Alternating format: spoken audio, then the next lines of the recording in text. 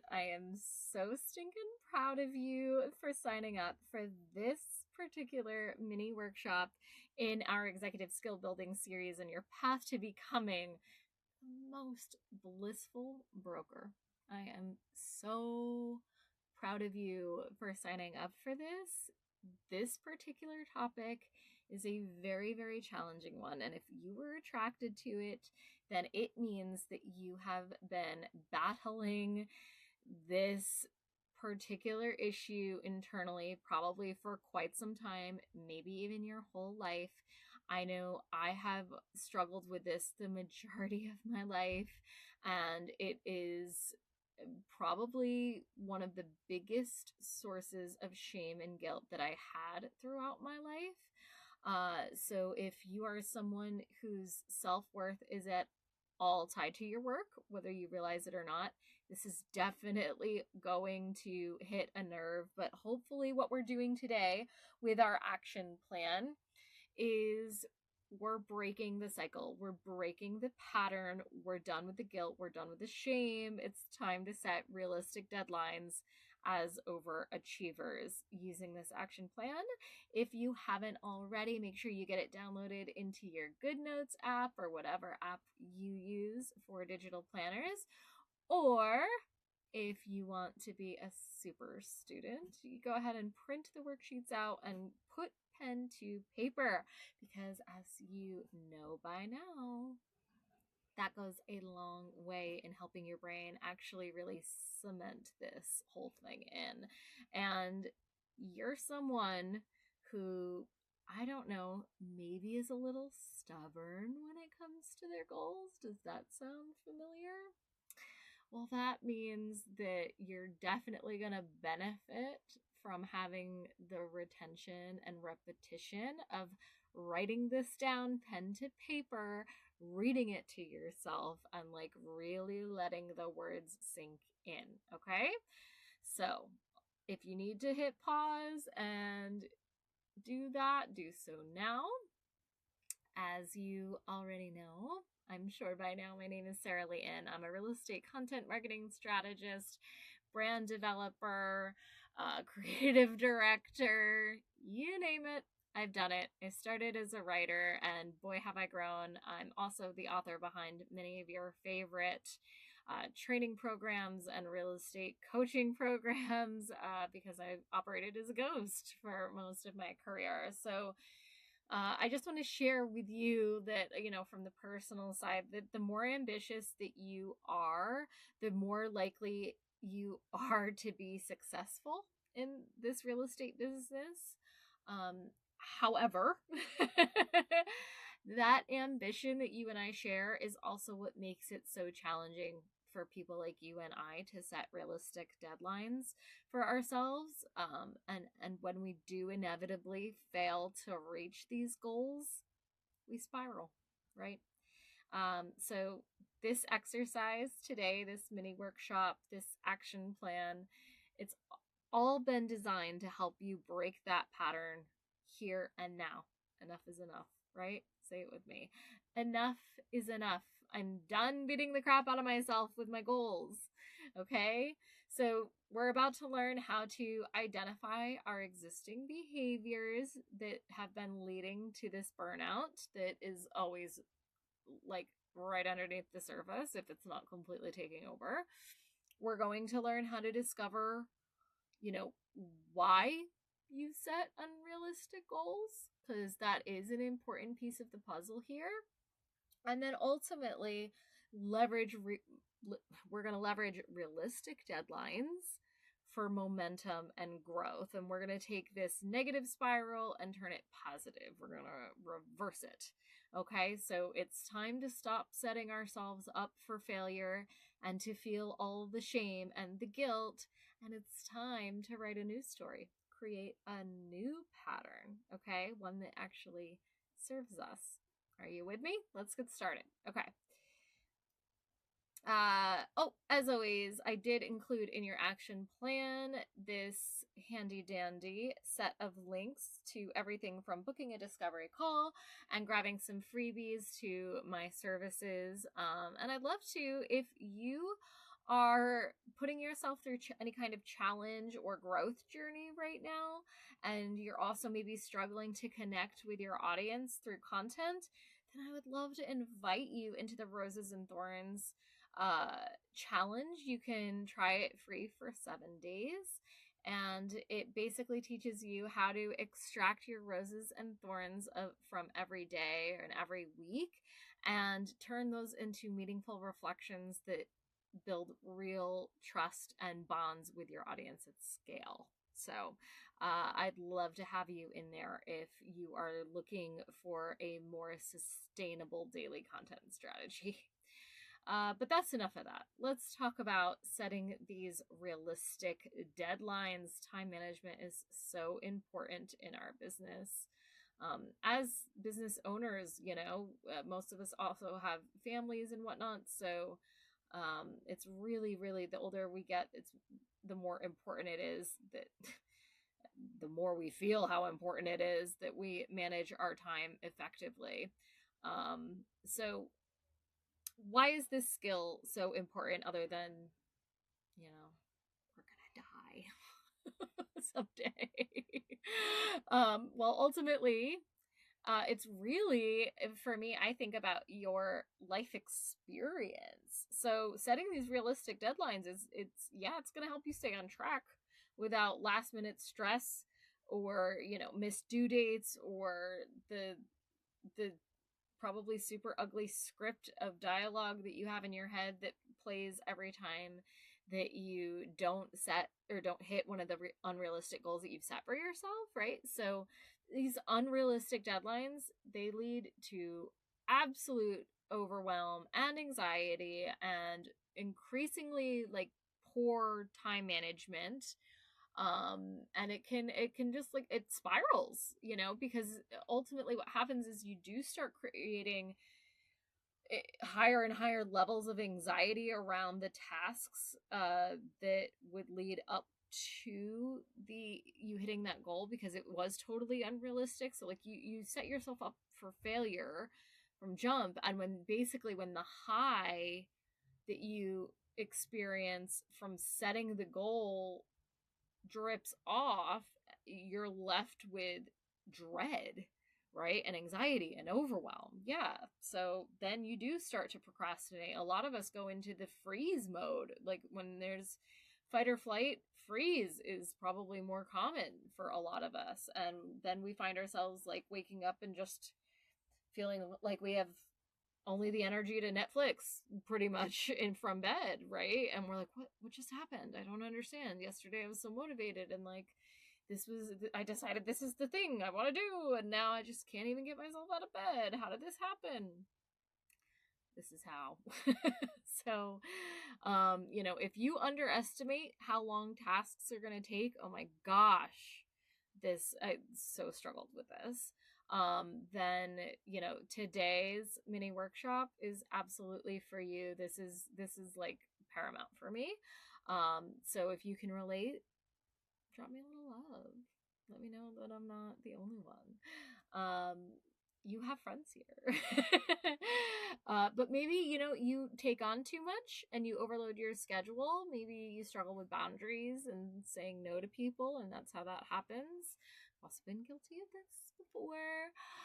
Perhaps you leave things until the last minute. I never did that until I got super like one like really bad bout of burnout, and then that caused just like, oh my gosh, a series of panic attacks basically. So when I say that like it becomes a negative spiral, believe me. And you could just be someone that also struggles to adjust deadlines when that's needed, because you have some stories or some scripts in your head about what it means to adjust those deadlines. So if that sounds like a possibility for you, you're also in the right place. Happy to have you here. So let's dig into today's activity in our action plan. Whoa, Nelly. Okay. If I always recommend that we start with paper, for at least like jotting down our notes, like while you and I are going through this together. But obviously, this is basically like a spreadsheet. So you could just in like 2 seconds create a Google Sheet or something to replicate this and track everything digitally as well. So just a little note there. But ultimately, in our deadline planning exercise today, I want you to pick a task that you have on your to do list, and we're going to break it into realistic time estimates. One of my all time favorite tools for doing this, because I did struggle so much with setting like realistic timelines for myself. Like in my head, things sounded so fast and easy all the time because uh, I'm a creative visionary. So when the ideas and the strategies are formed in my brain, I see them visually. Um, Shout out to my fellow creative visionaries. So I actually like see them. Uh, but that doesn't necessarily translate in my brain to a realistic amount of time, like how long the clicks take and things like that. I hope that makes sense. So when the tool that I'm actually using to record these, Loom, came around, and I found it through a coach a couple of years ago, I realized I could start recording all of these like tasks that are that repetitive in my business, whether it was something like for a quote for a client or even just for my own project management. I realized I could record myself doing this and then get a more realistic time on how long these things actually do take. And in doing so was creating SOPs that made it that much easier to train my VAs and scale and all those things. And it also gradually, I find, makes me more and more and more comfortable on camera. Because the more you do it, just like anything else, like the more desensitized you are to it. So if that's something else that you might be struggling with right now, and you know that being on camera or doing video is like more than likely like that one lever that is missing, that like if you just flip that lever in your business, that boom, things would start happening, and you've been struggling with that, just want to make a note that by taking the time to start recording some of the activities that you're doing on a regular basis with a tool like Loom, which you can use for free to start, and then there's paid plans, that you can start actually documenting how long these things really do take and stop setting unrealistic timelines, okay? Or at least get closer in the estimated time. So you're going to pick the main project, and then you're going to break it down into milestone tasks, okay? And then you're going to write what are the steps of each task. So we're getting it down even smaller, all right? And then the estimated amount of time. And from there, I think that's the best place, I think, for you to do that recording. Because I think this allows us to stay in the playful mindset, the experiment mindset, right? We're just playful scientists out here. There's no pressure to perform. There's no need to do anything perfectly, okay? This is literally just data for our own self-awareness and our own healing journey and our own productivity and enjoyment and fulfillment out of business and life. So this is not about anybody else but us in this moment. So I want you to do just like I said, start with the task, break it down into the steps, and then I want you to guess how long you think this is going to take. And you can either write, I'll give you a choice, do what works best for your brain. You can either here write how long you think the overall task is going to take, or you can line by line, like how long you think each step is going to take, or maybe do both. I don't know. Then you're going to record yourself doing the thing. And then you're going to notate here how long it actually took. And then I think you should take an average between the two and then give yourself a more realistic deadline for creating something like that. And of course, anytime, like, if we're batching a task and doing like the same thing over and over and over again, like right in a row, we're going to be faster at it, right? So think about that. But having this guide for ourselves to refer back to, at least it saves us the cognitive process of like, wait, how do I do that again? You know, like, we have this SOP now, and we are learning to be on camera, and we're learning to talk through our thoughts and our ideas of things. And that's going to make us a better educator and a better trainer and a better leader and all of the things, right? So these are actually, there's tons of little micro mini skills I'm building into each one of these workshops for you on your road to becoming a more blissful broker. And I'm not even really calling out, but they're all designed to be intertwined and to connect and holistically provide for a stronger foundation for you in your executive functioning skill set. And I'm really proud of you that you're taking the time to pour this foundation, you know?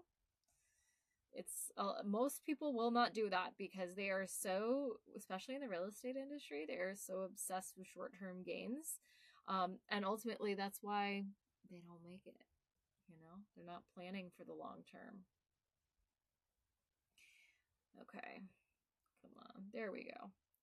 All right, so now we're going to dig into our worksheet a little further, as always, so that we can develop your new deadline strategy. Now, what is one strategy that you believe, based on what we talked about, that you can use to set more realistic deadlines?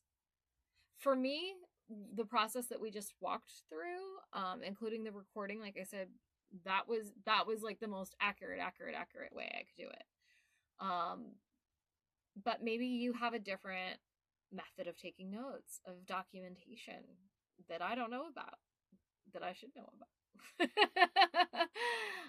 I want you to take notes here on what is your strategy going to be? What are you going to use? Maybe you also took the mini workshop on reminders or external motivators. Both of those talked about using external devices like timers or music or lights or different things like that.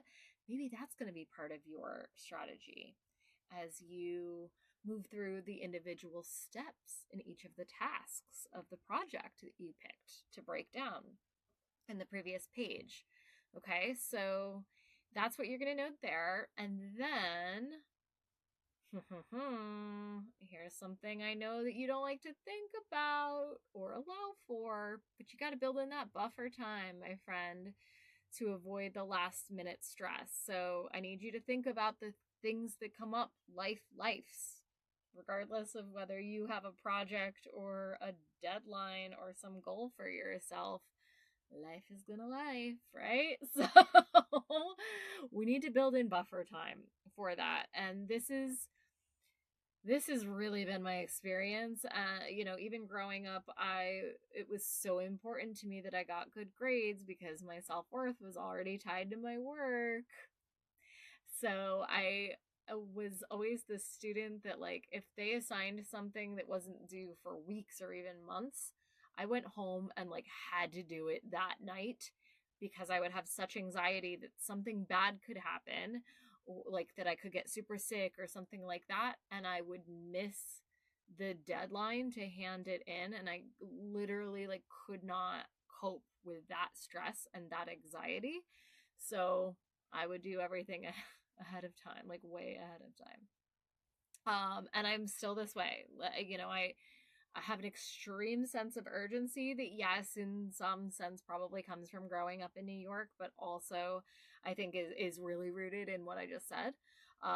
So even with work projects, it's very important to me that I get them done as soon as possible so that I have the capacity to move on to the like next thing, but without rushing it. So I had to learn it to build in for me like this buffer time as a creative.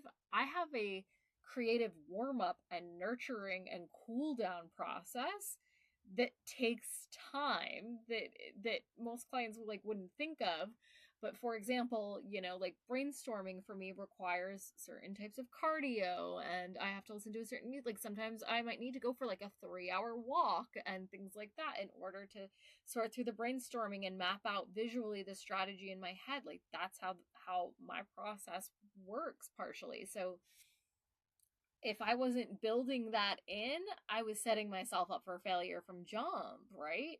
So you need to be really honest with yourself, like zoom out bird's eye.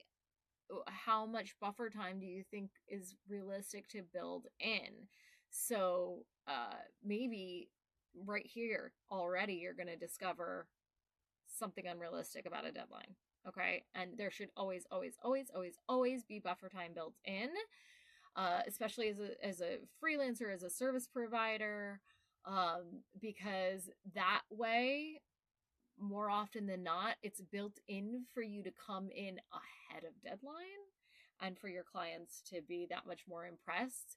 But also, if something comes up, it prevents you from having to have the awkward conversation, and instead you can handle whatever you need to handle and still hit your deadline, right? So it goes a really long way in managing large projects like transactions.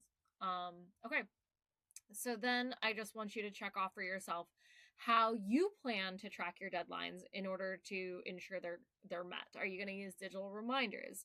Are you teaming up with an accountability partner? Maybe you have a planner. Maybe there's spreadsheets that are linked to timers and reminders on flights and like all of the things. If you are looking for more information about like how to develop a strategy around those, I do recommend that you check out the other Blissful Broker mini workshops on automating reminders and external motivators. Both of those kind of go hand in hand here and can help you to develop that strategy in order to make sure that you're on task, having fun, and moving swiftly through the individual steps of the tasks in your project. Okay. And then finally, today's reflection question is, how can you shift from setting hopeful deadlines that are tied to some perfect version of yourself that you have in your head to setting realistic ones that include that buffer time, right? That are based on actual evidence, like those recordings or something else that you have that is more concrete than just guessing. So that's what I want you to do here before you move on any further, is to reflect on how you can shift from setting hopeful deadlines to setting realistic ones. And for bonus points, what will be the impact for you? Like, how is that going to change how you feel about yourself, your relationship with your self-worth, your self-esteem, your work in general, your productivity?